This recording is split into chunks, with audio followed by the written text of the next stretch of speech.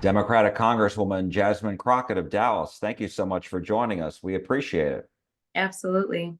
So, this week, as you know, former President Donald Trump, who's also the presumptive Republican presidential nominee, announced his position on abortion, that it should be a state issue, not a federal issue.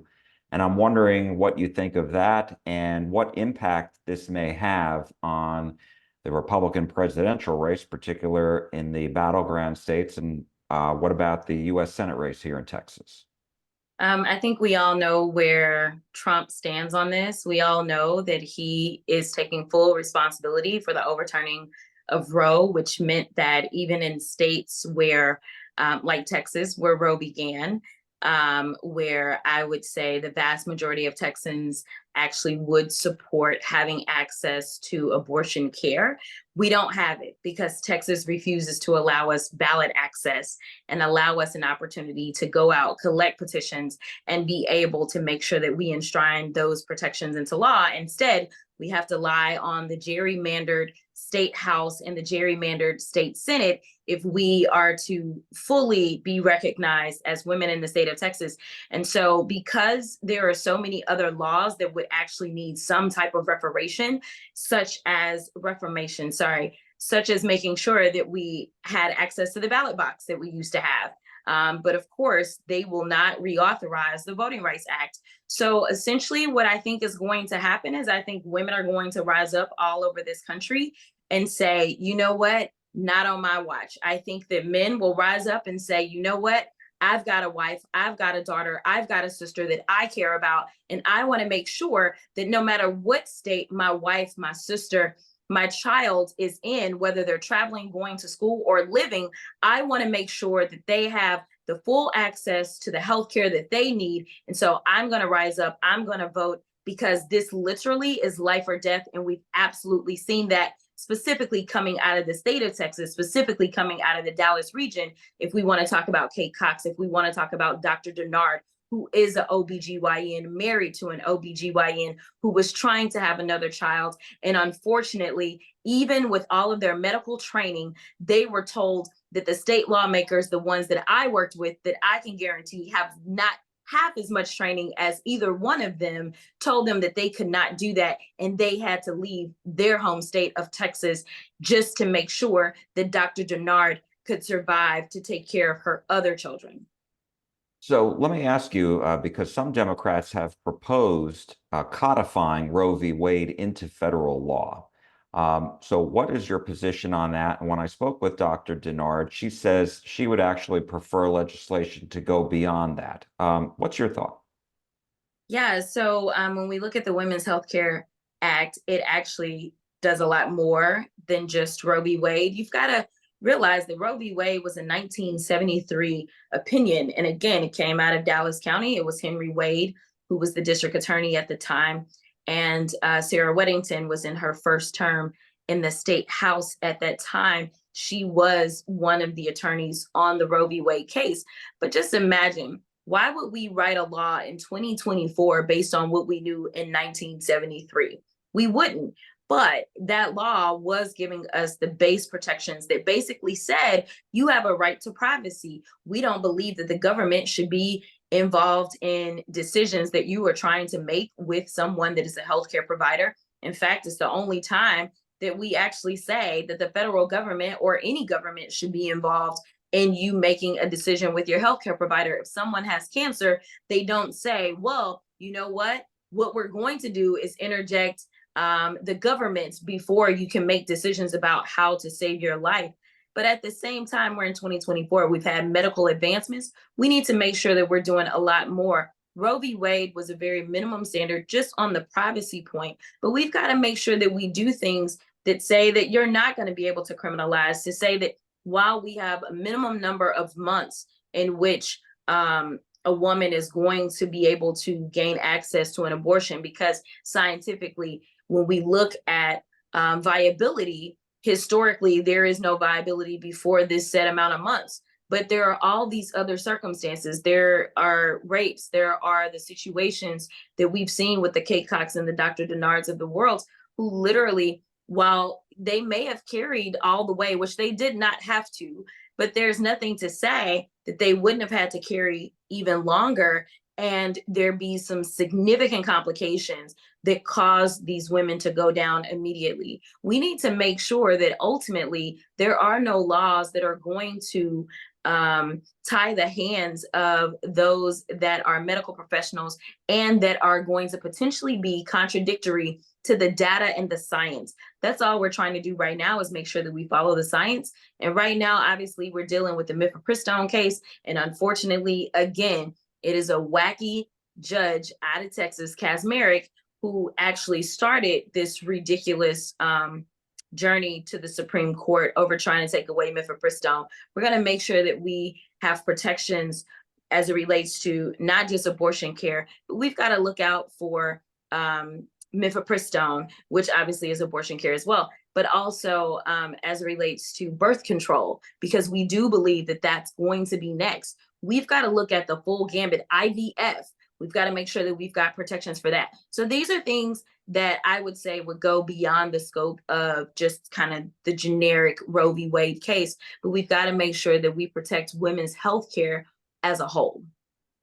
You attended a news conference last week in Dallas in which U.S. Transportation Secretary Pete Buttigieg came with an $80 million federal grant for more bridges over highways, something like that's going over I-35E near the Dallas Zoo, and also expand Clyde Warren Park. There are other projects as well. Why are they so important to you?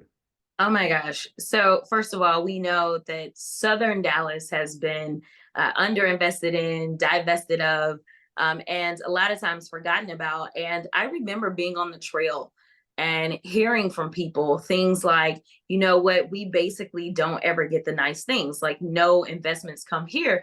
And that was one of the major things that people really wanted to see a difference in, is they wanted to see investments. But, trying to explain that you really have to have a trifecta and all things have to align, all the stars have to align to be able to get to this type of investment. And when I talk about a trifecta, I'm talking about having a Senate that will pass legislation that recognizes that there are communities that have been overlooked, is what I'll say, for a historic amount of time. And having a House that recognizes that, having a president that recognizes that, and then ultimately having a Secretary of Transportation that, when he gets that legislation, can say, you know what, these are awards that make sense to me. There's definitely not enough money to go around for all the people that submitted applications. And there are those that would think that with a Democratic administration, that Texas would potentially struggle or suffer, because Texas has not necessarily been a Democratic stronghold. But that's what it means to have a president for the United States, because we have a president and an administration that looks out for everybody, even those in quote unquote red states. Unfortunately, what we see coming from so many Republicans, whether we're talking about on the state level or we're talking about on the federal level, is they seem like they only want to take care of quote unquote their people. We have seen legislation that has come out of Austin that has attacked our large democratically run cities simply because they are democratically run. That is not what it means to govern. Once you are elected to represent and help out every single constituent that you have, regardless of your impressions about how they may have voted. So we know that Dallas County typically doesn't vote, say, for Greg Abbott. We know that Harris County, this last go round, definitely didn't vote for Greg Abbott. And what we saw was attacks from our government. But what we see on the federal level is, regardless of the attacks that are waged by our rogue attorney general against this administration continues to invest in Texas. And I'm so excited because of that $80 million. It didn't just come to North Texas. 3 of the 4 projects are right there in Texas 30, which we know that Texas 30 is mostly comprised of the southern sector. It's a historic amount of investment. And that's not the only investment that's been made in our district since I've been sitting in the seat. And to be clear, this is the most unproductive Congress that we have had historically. But one thing that hasn't been unproductive is them being able to push out the dollars for their most productive term, which was the 117th, the one in which the Eddie Bernice Johnson shared the Science and Technology Committee, the one in which she ushered through the Chips and Science Bill. And so right now, what we're seeing is legislation from the session in which Eddie Bernice was actually still serving. Now, what we're doing is we're helping our cities, our counties, COGS, pull down on those dollars and make sure that Dallas is a winner, and more specifically, the Texas 30 is a winner. So this specifically is called Reconnecting Communities. These are communities that were ravished and torn apart when highways were taken through their communities, disconnecting them. And now we have these amazing parks and green spaces that are going to actually start to reconnect the communities, but also their green space. And so we know that we've got historic environmental injustice. And we know that if you can add green space, then you could start to turn back the hands of time on some of that as well.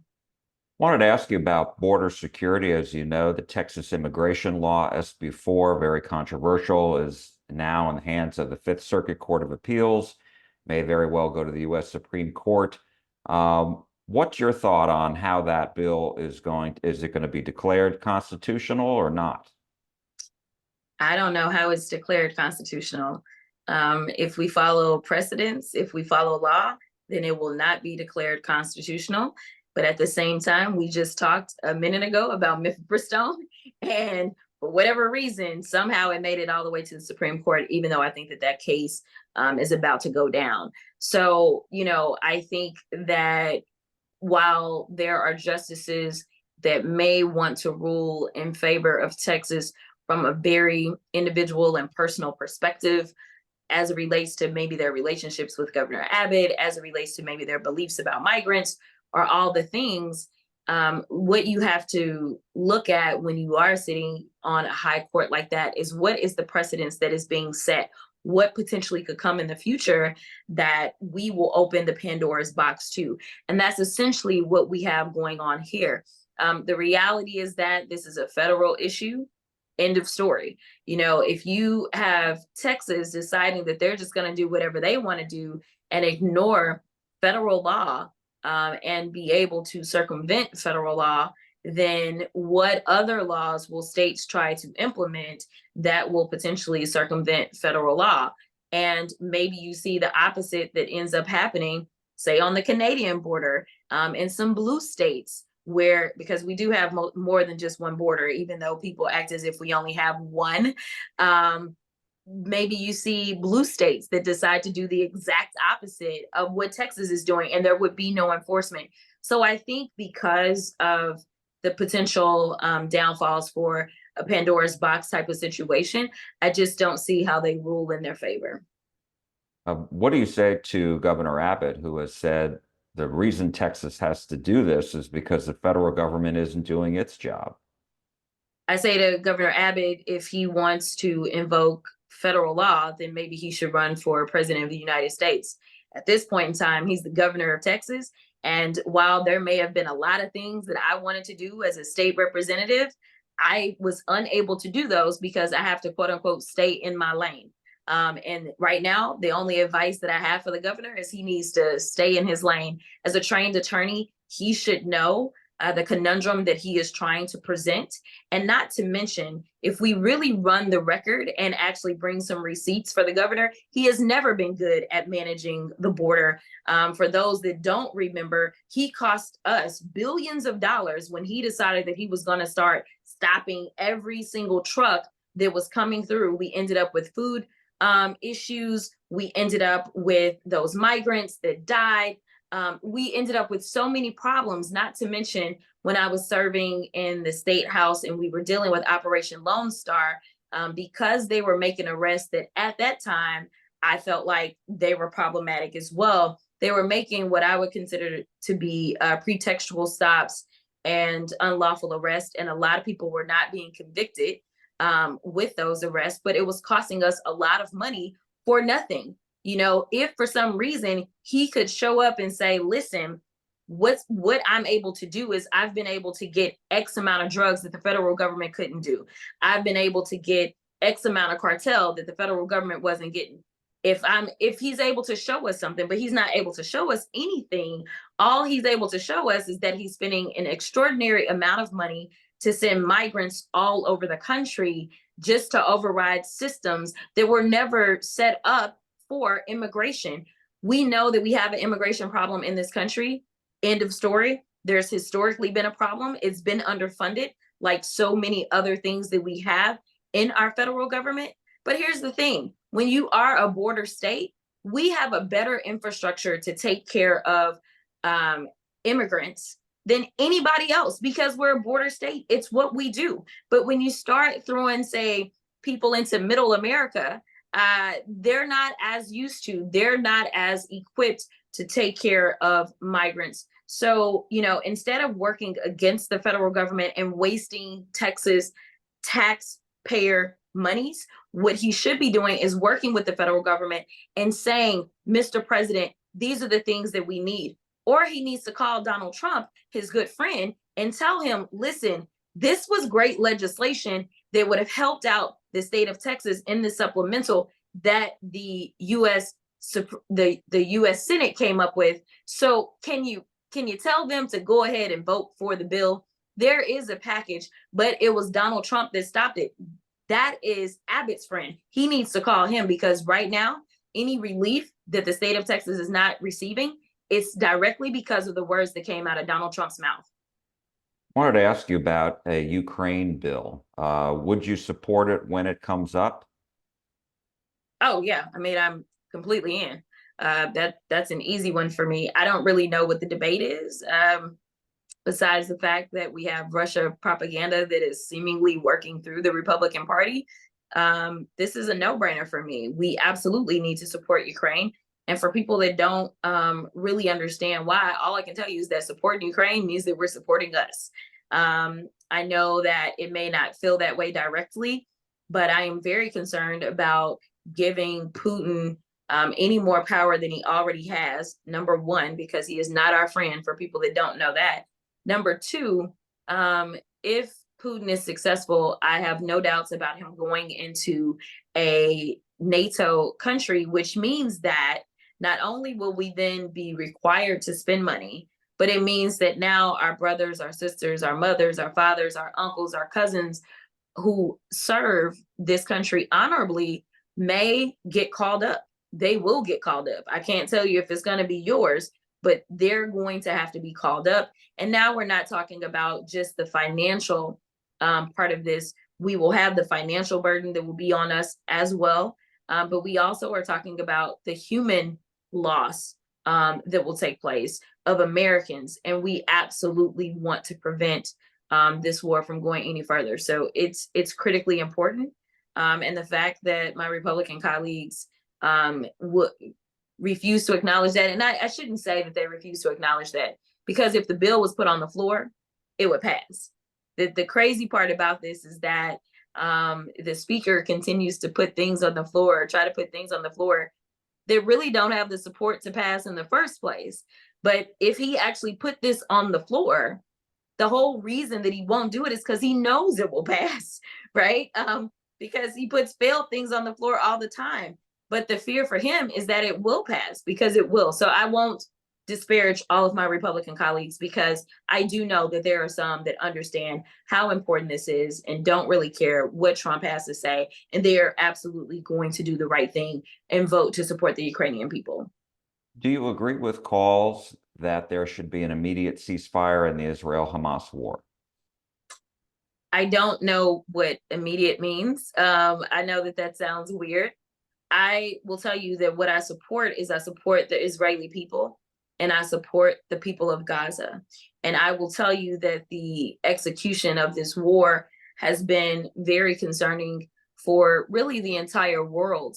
I will also tell you that if we think back to the beginning of this war and what kicked everything off, it was obviously October 7th. And I don't feel as if, when you say things like immediate ceasefire, I think that when we discuss things like the ceasefire, we also make sure that there's mention of those hostages that are still in Gaza. Like it's kind of like we talk about it all together. We make mention of those folk that still haven't been returned since October 7th. And I really have concerns about whether or not they even are still alive at this point, and what proof could even be provided because of the level of destruction that's taken place. We know that there are aid workers that have been killed over in Gaza as well. And when you think about this most recent situation with the last aid workers, and the fact that there are reports that they were coordinating with IDF and they were in vehicles that were clearly marked, yet they were somehow killed. I don't know if I have the most faith that the IDF hasn't unintentionally even killed some of the hostages. So I think we do need a level set where basically there is proof of life of who still is alive as it relates to the hostages. And then going from there and saying, okay, listen, so we've got X amount of hostages that are still, we absolutely need them returned to Israel, them returned to their families, and absolutely there needs to be a ceasefire in exchange for those hostages. And I absolutely believe, ceasefire or not, there has to be more aid that is going into the people of Gaza, because we know that there are individuals that are perishing simply because of where they were born. These are people that were born in the Gaza Strip, especially when you start talking about children. These are people that never voted for any type of government. But much like what we're seeing with our government, a lot of times here in the United States, we've got governments that seemingly are anti the very same people that they are serving. And that's what we see out of Hamas. We see an organization that is not governed to the positive of the people. We see an organization, a terrorist organization, that has only cared about terrorizing and harming people. And I really do wish, while I see the parallel of problems, not to say that we've got terrorist organizations in some of our governments, but every government should be caring for their people. And we've not seen that.